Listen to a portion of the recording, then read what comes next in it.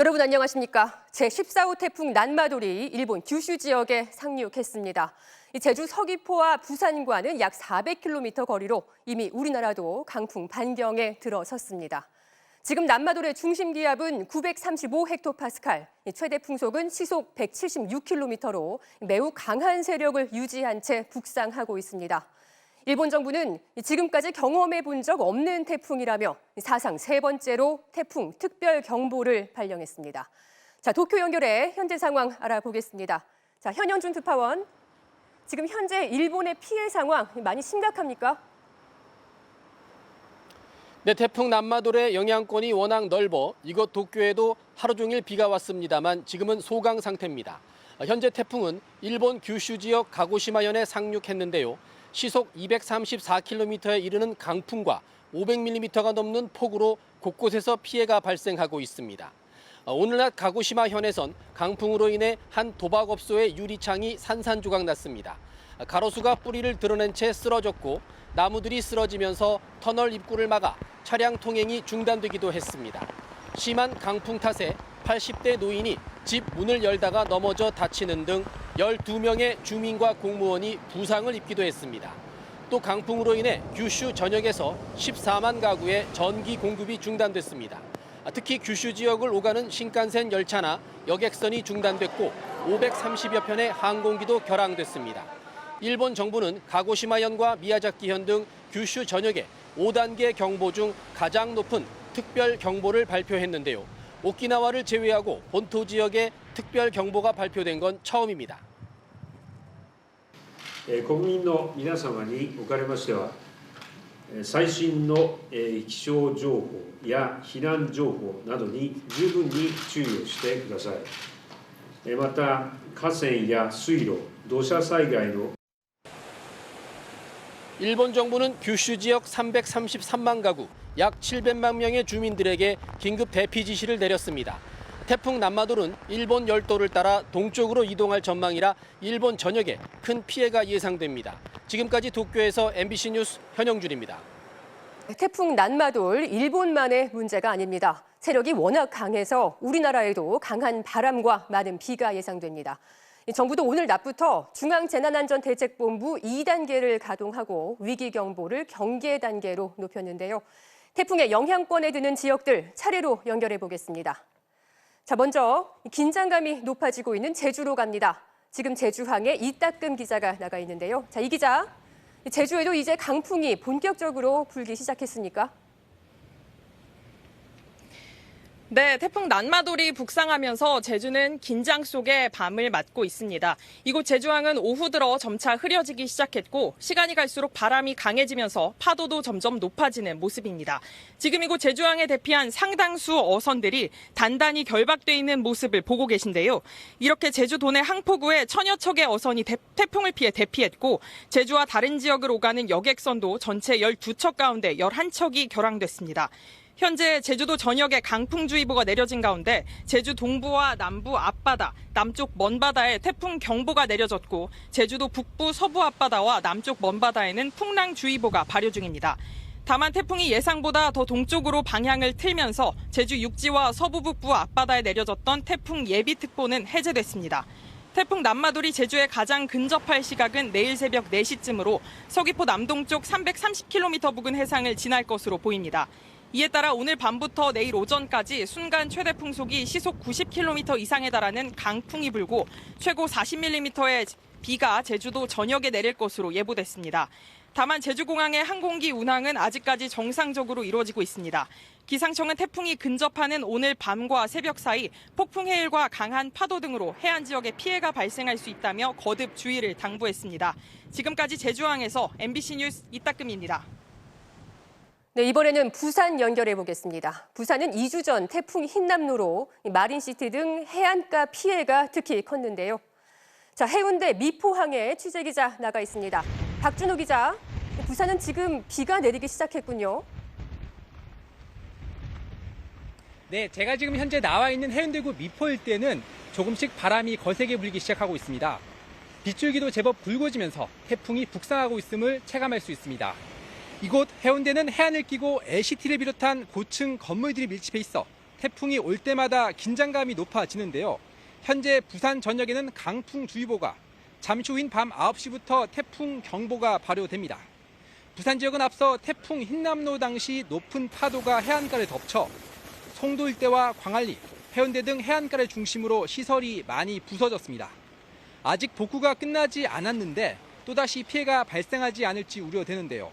인근 주민들은 노심초사하면서 대부분 영업을 중단하고 모래주머니를 쌓는 등 태풍에 대비했습니다. 태풍이 부산에 가장 근접하는 시각은 내일 오전 10시 전으로 예상됩니다. 기상청은 내일까지 부산 지역에 100에서 150mm의 많은 비가 내리고 순간적으로 시속 120km 안팎의 강풍도 불 것으로 예상했습니다. 부산과 울산, 경북, 경남 4개 시도의 산사태 위기 경보도 주의로 상향됐습니다. 부산시 교육청은 태풍 피해를 예방하기 위해 내일 관내 모든 학교의 수업을 원격으로 진행하기로 했습니다. 지금까지 부산 해운대구 미포 일대에서 MBC 뉴스 박준호입니다. 다음은 태풍 흰남노로 가장 큰 피해를 입었던 포항으로 가보겠습니다.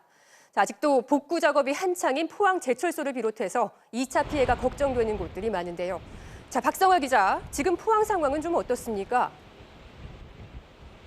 네, 이곳은 포항 영일대 해수욕장입니다. 아직 비는 오고 있지 않지만 지금 보시는 것처럼 바람이 점점 강하게 불고 있어서 태풍의 간접 영향권에 접어들고 있음을 느낄 수 있습니다.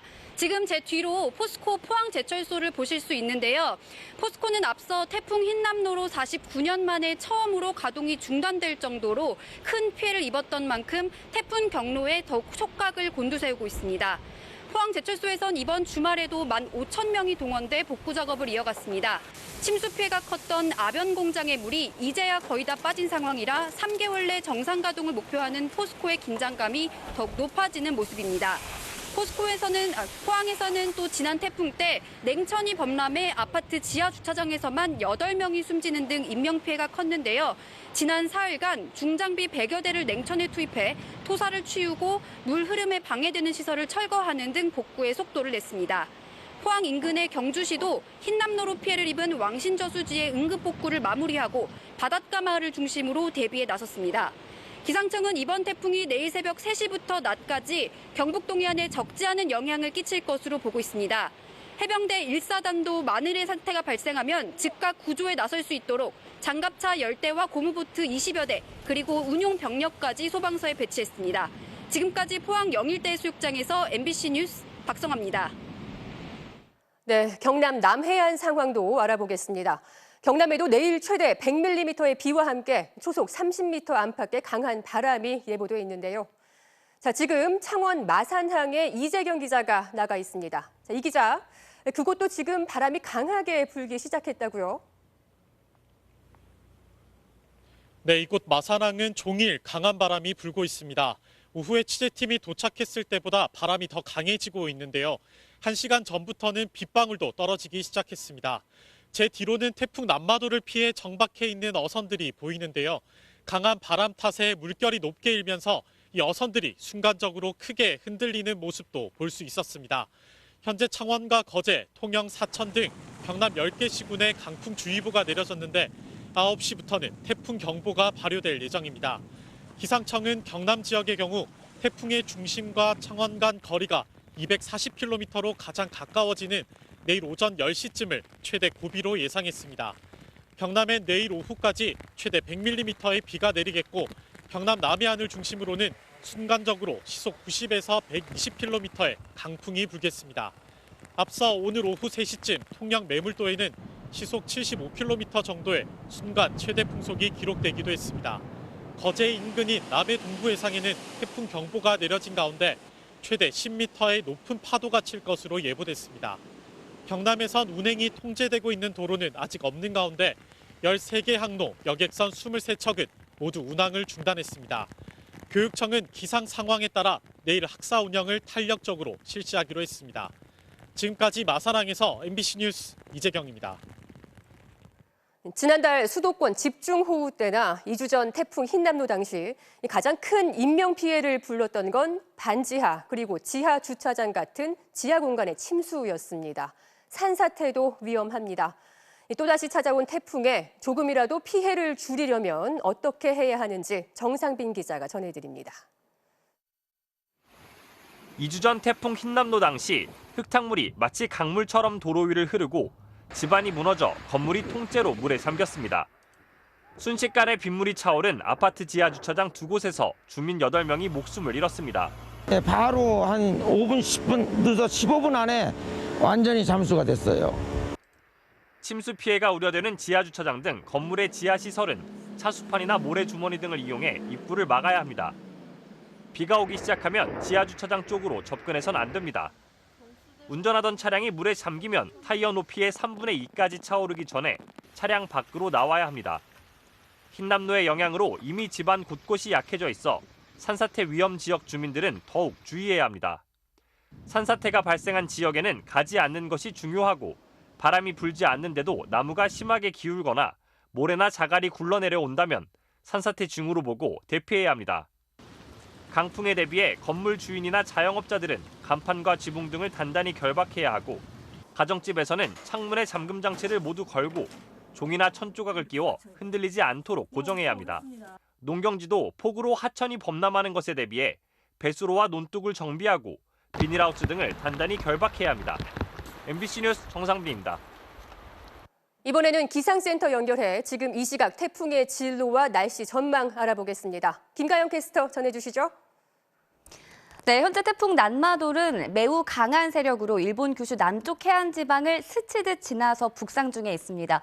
우리나라로는 이미 태풍 앞자락에 강한 이 비구름이 경상도 해안 지방까지 닿고 있는 모습입니다. 태풍은 내일 새벽부터 동쪽으로 방향을 틀기 시작해서 아침에는 규슈 북단에 다시 상륙할 것으로 보이는데요. 태풍이 전향하는 이 시점이 바로 경상도 해안 지방의 비바람의 최대 고비가 되겠고요. 오늘 밤 9시를 기해서 부산과 울산, 포항 등지에는 태풍 경보도 발령이 되겠습니다. 태풍에 직접 영향을 받는 경상도 해안 지방의 경우 내일 낮까지 시간당 30에서 60mm가량의 매우 강한 비가 집중되겠고요. 예상되는 총 강우량도 150mm 이상까지 보고 있습니다. 또 동풍의 영향을 받는 강원 영동 지방에는 50에서 100mm가량의 비가 내리겠고요. 경상 동부 내륙에도 20에서 80, 그 밖에 남부 내륙과 제주에는 5에서 40mm가량의 비가 예상되고 있습니다. 이미 제주와 해안가를 중심으로는 바람도 거세지기 시작했는데요. 내일까지 제주와 경상 해안 지방에는 순간적으로 초속 35m, 그러니까 시속 125km에 달하는 돌풍이 몰아칠 수 있겠고요. 기압 경도력까지 강해지면서 서해안을 비롯한 그 밖의 지방에서도 바람이 강하게 불겠습니다. 비는 내일 오후부터 차츰 그칠 것으로 보이는데요. 비가 잦아든다 하더라도 바다에서는 물결이 최대 10m까지 거세게 일 것으로 보이니까요. 태풍 피해 없도록 계속해서 주의하셔야겠습니다. 지금까지 기상센터에서 전해드렸습니다. 지금까지 태풍 난마돌 상황 알아봤습니다. 부디 피해가 없도록 단단히 대비하시기 바랍니다. 자, 다음 소식입니다. 서울 신당역 영무원 살인 사건의 가해자가 범행을 치밀하게 계획했던 정황이 추가로 드러났습니다. 이 남성은 범행 당일 흉기를 들고 피해자의 옛 주거지를 찾아가 기다리는가 하면 피해자와 외모가 비슷한 여성을 바짝 뒤쫓기까지 했던 것으로 확인됐습니다. 윤수환 기자가 취재했습니다. 지난 14일 오후 서울 은평구의 지하철 6호선 구산역 부근. 가해자 전 씨가 범행을 2시간쯤 앞두고 구산역 근처를 돌아다닌 모습이 포착됐습니다. 피해 영무원이 과거에 살았던 집 주변입니다. 노란색 옷차림의 전 씨가 긴 머리에 흰색 옷을 입은 여성을 바짝 쫓습니다. 상가 건물로 들어가는 여성의 뒤를 따라 들어가 입구까지 따라가는 장면이 폐쇄외로 화면에 잡혔습니다. 전 씨는 이 여성이 오피스텔 건물 안으로 들어가자 발걸음을 돌리면서도 끝까지 여성의 뒷모습을 확인합니다. 인상착의가 비슷한 여성을 피해자로 착각하고 뒤를 밟은 것으로 의심되는 대목입니다. 피해자 근무지는 어떻게 하셨어요? 샤워캡은 왜 쓰고 기다리신 거예요? 범행 계획하신 거 맞으세요? 경찰은 전 씨가 이날 오후 범행을 앞두고 피해자의 옛 주거지 근처를 2차례 찾아간 사실을 확인했다고 밝혔습니다. 당시 전 씨는 서울교통공사 내부망을 통해 피해자의 근무 시간과 장소를 알아낸 상태였습니다. 피해자가 이상한 사실을 몰랐던 전 씨는 피해자의 출근 시간이 임박했는데도 발견하지 못하자 결국 근무지인 신당역으로 찾아가 범행을 저지른 것으로 보입니다. 경찰은 전 씨가 범행일 이전에도 피해자의 이전 주거지 근처를 찾아간 적이 있다고 밝혔습니다.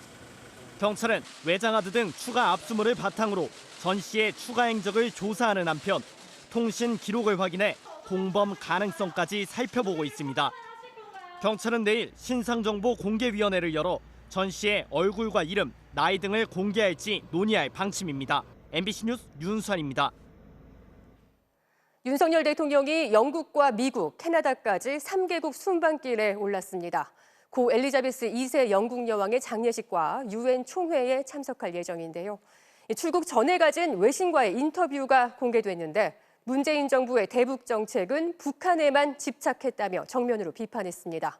이를 두고 여야는 전 정부와 현 정부를 서로 비난하며 맞붙었습니다. 신수아 기자가 보도합니다. 윤석열 대통령은 뉴욕타임스와의 인터뷰에서 문재인 정부의 대북 정책은 교실에서 여러 친구 중 한 명, 즉 북한에게만 집착하는 학생 같아 보였다고 비판했습니다. 이어 자신은 북한 도발을 억제하기 위해 해구산을 포함한 모든 수단을 미국과 함께 마련할 준비가 돼 있다고 대비시켰습니다. 미중 외교 역시 너무 모호한 태도를 보였다며 윤석열 정부는 예측 가능하고 명확한 입장을 보이겠다고 강조했습니다. 대일 관계에 대해선 대선 출마 선언 때 언급했던 그랜드 바겐, 이른바 대타협론을 다시 꺼내 들었습니다. 위안부 문제, 강제징용 문제 이런 것들하고 또 우리 한일 간의 이런 안보 협력이라든가 하나의 테이블에 올려놓고 어떤 그랜드 바겐을 하는 그런 방식으로. 하지만 이번 유엔 총회에서 한일 간 정식 정상회담이 예고했던 형식처럼 열릴 수 있을지는 불투명합니다. 대통령실은 변동이 있다는 걸 듣지 못했다며 세부 일정을 조율 중이라고 했지만 일본 언론들은 강제동원 노동자 문제 등의 진전이 없는 상황에서 일본은 회담에 신중하다고 전했습니다. 민주당은 윤 대통령 인터뷰에 대해 자신의 외교 무능을 감추기 위해 지난 정부의 노력을 깎아내리지 말라고 반발했습니다. 정작 이명박 정부의 실패한 비핵 개방 정책만 되뇌이고 있으니 한심합니다. 국민의 눈에 보이는 것은 맹목적인 추종 외교와 일본에 대한 굴종적 자세뿐입니다. 때마침 문재인 전 대통령은 9.19 남북 군사합의 4주년을 맞아 남북 간 합의는 정권이 바뀌어도 존중하고 이행해야 할 약속이란 메시지를 내놨습니다. 이에 대해 국민의힘은 문 정권 내내 위장 평화쇼만 펼쳤다고 비판하면서 문 전 대통령은 부적절한 정치 개입을 중단하라고 촉구하는 등 대북 외교 정책을 놓고도 신구 권력이 또 한 번 격돌하는 모양새입니다. MBC 뉴스 신수아입니다. 국민의힘 윤리위원회가 휴일인 오늘 전체 회의를 소집해서 이준석 전 대표에 대한 추가 징계 논의를 공식적으로 시작하겠다고 밝혔습니다. 이 전 대표의 거친 발언들은 물론 당을 상대로 법원에 가처분 신청을 한 점 등이 모두 해당 행위라는 겁니다. 자, 국회 취재기자 연결합니다. 유충환 기자, 윤리위가 오늘 이준석 전 대표 안건에 대해서만 집중 논의했다고요? 네, 오후 3시에 시작된 윤리위 회의는 3시간 만에 끝났습니다. 다른 안건들은 모두 보류하고 이준석 전 대표에 대한 징계 논의를 시작하겠다는 결정만 내렸는데요. 먼저 이항희 윤리위원장의 발언 들어보시죠. 모욕적, 비난적, 표현 사용 및 법 위반 혐의 의혹 등으로 당의 통합을 저해하고 당의 위신을 훼손하는 등 당에 유해한 행위. 앞서 이 전 대표에 대한 1차 징계 때는 징계 사유 항목이 품위 유지 위반 하나였다면 이번 징계에는 품위 유지 위반은 물론 해당 행위 조항까지 모두 5개 항목으로 징계 사유가 확대됐습니다. 개고기, 신군부 등의 거친 발언은 물론 윤리위에 대한 비난이나 성상납 의혹 조사 내용도 모두 포함해서 보겠다는 건데요. 윤리위는 특히 당원 개정을 위한 전국위원회 개최를 금지하겠다고 낸 이 전 대표의 가처분에 주목하고 있습니다. 앞서 윤리위 관계자는 MBC와의 통화에서 당의 의사결정 과정인 회의 개최 자체를 하지 못하게 막는 건 절차적 민주주의를 부정한 것이라며 이보다 더한 해당 행위는 없다고 말한 바 있습니다. 이 전 대표의 징계 수위에 대해 이항희 윤리위원장은 오늘 당원 당규에 근거해서 하겠다고만 밝혔는데 탈당 권유나 제명은 물론 당원권 정지 기한을 이 전 대표의 임기 이후로까지 연장하는 방안도 검토하는 걸로 알려졌습니다. 앞서 SNS에 윤핵관의 이익을 위하며 무리수를 둘 것이란 글을 올렸던 이준석 전 대표는 징계 개시 결정 이후엔 양도구육 표현을 썼다고 징계 절차 개시한다는 거라며 표현의 자유를 규정한 UN 인권 규범을 함께 언급하며 이양희 위원장을 비판했습니다. 다음 윤리위 일정은 확정되지 않았는데 오는 28일 법원에 가처분 심리가 잡혀 있는 만큼 이보다 앞서 이번 주쯤 열릴 가능성이 커 보입니다. 윤리위는 이 전 대표가 원한다면 소명 기회를 줄 것이라고 밝혔습니다. 지금까지 국회에서 MBC 뉴스 유충환입니다. 고 엘리자베스 2세 영국 여왕의 장례식은 우리 시간으로 내일 저녁 영국의 국장으로 거행됩니다. 조 바이든 미국 대통령 등 각국 정상들이 속속 런던에 도착하고 있는데요. 영국은 추모 인파가 최대 75만 명에 이를 것으로 추산하고 경계를 강화하고 있습니다. 조명아 특파원입니다. 장례식을 하루 앞두고 여왕의 시신이 안치된 웨스트민스터홀의 경계는 더욱 강화됐습니다. 혹시 모를 위험 상황에 대비해 폭탄 탐지견이 검색에 나섰고 주변 건물엔 저격수까지 배치됐습니다. 여왕이 마지막으로 지나게 되는 버킹엄궁 지하철역의 탑승이 제한되고 36km 구간에 안전 펜스가 설치되는 등 교통 통제도 시작됐습니다. And when they move the body of the queen, they're closed because they're moving it and they don't want any traffic inside. Safety reasons, nothing else. 조 바이든 미국 대통령 등 각국 정상들도 속속 런던에 도착했습니다. 나루히토 일왕 부부도 즉위 이후 첫 외국 방문지로 영국을 택했고 중국은 서열 8위인 왕치산 국가부주석을 보냈습니다. 이곳 웨스트민스터 사원에서 열리는 장례식에는 윤석열 대통령을 비롯한 각국 정상과 왕족, 고위 인사 500여 명이 참석할 예정입니다. 여왕의 장례식은 이곳 시간 내일 오전 11시 시작됩니다. 영국을 상징하는 빅벤이 울리는 가운데 여왕의 관은 마차에 실려 런던 시내를 돌며 작별을 고하고 이후 윈저성 세인트 조지 예배당에 있는 남편 필립공 옆에서 영면에 들게 됩니다. 찰스 3세 국왕과 윌리엄 왕세자는 길게 늘어선 조문객들을 직접 찾아 감사의 뜻을 전했고 커밀라 왕비는 여왕을 향해 남성의 세상에서 역할을 정립한 고독한 여성이란 헌사를 올렸습니다. 런던에서 MBC 뉴스 조명아입니다. 오늘 오후 대만 동부 지역에서 규모 6.8의 강진이 발생했습니다. 건물이 무너지고 열차가 탈선하고 도로가 끊어지는 등 대만 전역이 흔들리고 피해가 속출했습니다. 지금까지 여진이 70여 차례 발생하고 있는데 앞으로도 이틀 더 여진이 계속될 것으로 보여 추가 피해가 예상되는 상황입니다. 베이징에서 조희영 특파원이 전해드립니다. 앞이 보이지 않을 정도로 뿌연 먼지가 가득합니다. 도로 위엔 끊어진 전선들이 널브러져 있고 비명소리도 들립니다. 잠시 뒤 완전히 주저앉은 건물이 한눈에 들어옵니다. 대만 동부 타이둥현에서 발생한 규모 6.8의 강진으로 3층 규모의 편의점 건물이 그대로 무너진 겁니다. 붕괴 당시 건물 안에는 8명이 있었고 구조 작업이 진행 중이라고 대만 언론들은 보도했습니다. 선로에 정차된 열차가 탈선하고 인근 화롄 지역에선 다리가 무너져 도로도 끊겼습니다.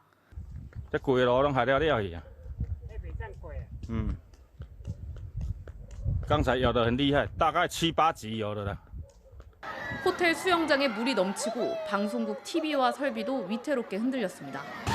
지진은 어젯밤부터 시작됐는데 지금까지 70차례 넘는 여진이 이어지고 있습니다. 대만 전역은 물론 중국 푸젠성에서도 전등이 흔들리는 등 지진이 감지됐습니다. 진앙지인 타이둥 지역은 지난 수십 년간 이처럼 큰 규모의 지진이 발생한 적이 없습니다.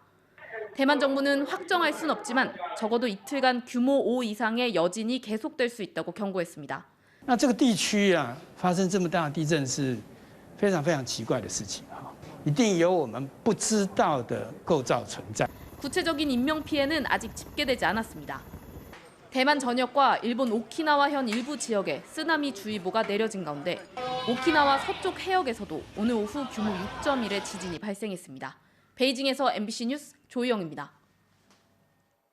이번에는 코로나 관련 소식입니다. 추석 연휴가 끝나고도 코로나 유행이 진정세를 보이면서 방역 당국이 출구 전략 마련에 들어갔습니다. 무엇보다 실내 마스크 착용 해제 시점에 관심이 모이고 있는데요. 늦어도 6개월 뒤인 내년 봄쯤에는 우리도 실내에서 마스크를 벗을 것으로 보입니다. 임소정 기자가 취재했습니다. 마스크를 착용하고 생활한 지 2년 8개월. 커피나 이런 거 섭취할 때 빼고는 아직은 실내에서 마스크를 착용하는 게 좀 안심이 될 것 같아요. 괜히 그냥 불편하고 이제는 해제해도 괜찮지 않나 그렇게 생각합니다. 실외에서 마스크를 벗게 된 지 넉 달 만에 방역당국이 실내 마스크 해제에 대해 운을 뗐습니다. 실내 마스크는 사실은 우리나라만큼 강하게 하고 있는 나라는 별로 없다. 출구 전략에 대한 준비는 지금부터 해 나가야 되겠다. 코로나19 출구 전략 검토 배경의 가장 큰 이유는 유행 초기 2.1%에서 최근 0.04%까지 떨어진 치명률입니다. 시기나 방식의 차이는 있지만 전문가들은 코로나19 종식에 대비할 때가 됐다는 점에는 대체로 동의하고 있습니다. 오미크론 대유행과 재유행이 지나고 확진자 추이가 안정세로 접어든 지금이야말로 논의를 시작할 적기라는 겁니다. 지속적으로 방역 완화에 대한 논의를 해나가는 것이 중요하다고 생각이 들고요. 특히 영유아의 마스크 착용 같은 것들은 점진적으로 접근하는 방식이 국민들에게 수용 가능성이 높을 수 있다는 생각이 듭니다. 실내 마스크 실효성에 의문을 제기하는 목소리도 있습니다. 이미 사실 해제했어야죠. 식당처럼 들어간 다음에는 다 마스크 벗고 많은 사람이 오미크론에 감염이 돼서 면역력을 갖고 있는 상태에서는 그 효과가 크지 않을 거거든요. 미국과 프랑스, 독일과 싱가포르 등 많은 해외 국가들이 이미 실내 마스크 착용 의무를 없앴다는 영향도 작용한 것으로 보입니다. 방역당국은 곧 실내 마스크에 대한 국민 여론조사를 실시하고 내년 3월쯤을 목표로 출구 전략을 마련할 계획입니다. MBC 뉴스 임소정입니다. 잠시 후 뉴스데스크에 이어 방송되는 탐사기획 스트레이트는 대통령의 배우자를 보좌할 공식 조직이 없어서 빚어지는 대통령실의 난맥상을 집중 취재했습니다. 또 파업 51일 만에 협상이 타결됐지만 아직 일터로 돌아가지 못하고 있는 대우조선 하청 노동자들을 통해 허울뿐인 세계 1위 한국 조선업계의 민낯을 조명합니다. K리그 선두 울산이 수원FC를 꺾고 2위 전북과 승점 5점 차를 유지했습니다. 강원은 파이널 A에 진출했습니다. 울산은 수원FC 이승우의 핸드볼 반칙으로 얻은 페널티킥을 레오나르도가 성공시키면서 앞서갔습니다. 그리고 이청용이 쐐기골을 터뜨리면서 수원FC를 2대0으로 물리치고 선두를 달렸습니다. 2위 전북도 수원을 물리치고 선두 울산과 승점 5점 차를 유지했습니다. 수원이 2명이나 퇴장을 당하며 수적 우위를 가져간 가운데 조규성의 복귀골과 바로웰 3경기 연속골로 수원의 추격을 3대2로 뿌리쳤습니다. 7위였던 강원은 2골을 터뜨린 김영빈의 활약으로 제주를 잡았습니다. 이로써 수원FC를 제치고 6위로 올라서며 상위 6팀이 겨루는 파이널 A 막차를 탔습니다. 18세 이하 야구 대표팀이 야구 월드컵 슈퍼라운드 최종전에서 멕시코를 꺾고 결승 진출의 희망을 살렸습니다. 대표팀은 2타점을 기록한 정대선과 4타자 연속 3진을 잡은 김서현의 마무리로 멕시코를 6대4로 꺾고 슈퍼라운드를 4승 1패로 마무리했습니다. 대표팀은 비로 중단됐다가 오늘 밤 재개하는 미국과 일본전에서 일본이 이기면 대만과 결승에서 우승을 다투고 미국이 승리하면 3, 4위전에 진출합니다. 네, 프로야구에선 선두 SSG가 홈런 9개를 주고받는 난타전 끝에 두산을 꺾고 2위 LG와의 승차를 다시 3경기 반차로 벌렸는데요. 이 승부의 마침표를 찍은 오태곤 선수의 끝내기 홈런 보시죠. 일요일 밤 스포츠 뉴스였습니다.